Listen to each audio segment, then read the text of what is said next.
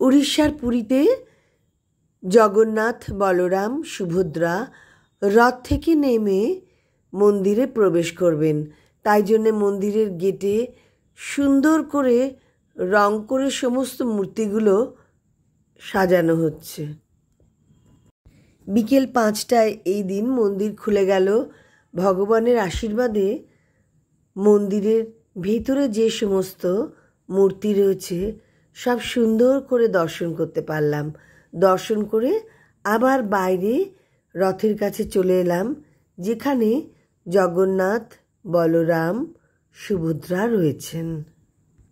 প্রত্যেক দিন মন্দিরের মাথায় উঠে একজন লোক পতাকা বদল করে। সে দৃশ্য দেখবার মতো, এত উঁচুতে উঠে কীভাবে যে পতাকাটা বদল করে, প্রচুর ভিড় হয় সেটা দেখবার জন্য।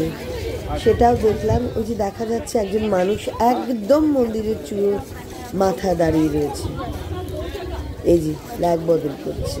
সেই পতাকাও সবাই কিনে নেয়। আমরা 4 জনে এখন ঠাকুর দেখে বেরোলাম। ভগবানের আশীর্বাদ যে মন্দিরে ঢোকার সুযোগ পেয়েছি, খুব আনন্দ করে দর্শন করলাম।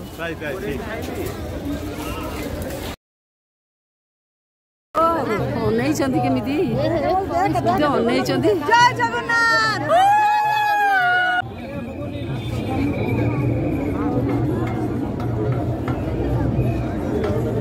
জয় জগন্নাথ।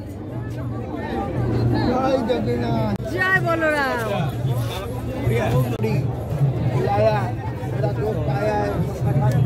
জগন্নাথ, বলরাম, সুভদ্রা রথ, 3টে রথ পাশাপাশি রয়েছে। সব রথেই এখন মূর্তি রয়েছে।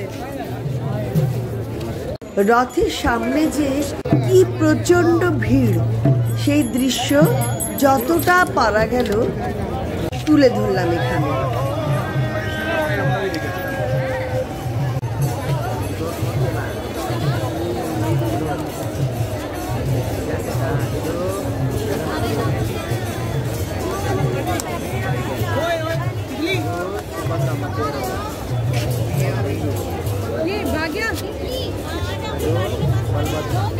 রথের উল্টো দিকে বয়স্ক মানুষদের বসবার জন্য ব্যবস্থা করা হয়েছে, যাতে সবাই এখানে বসে রথ দর্শন করতে পারে।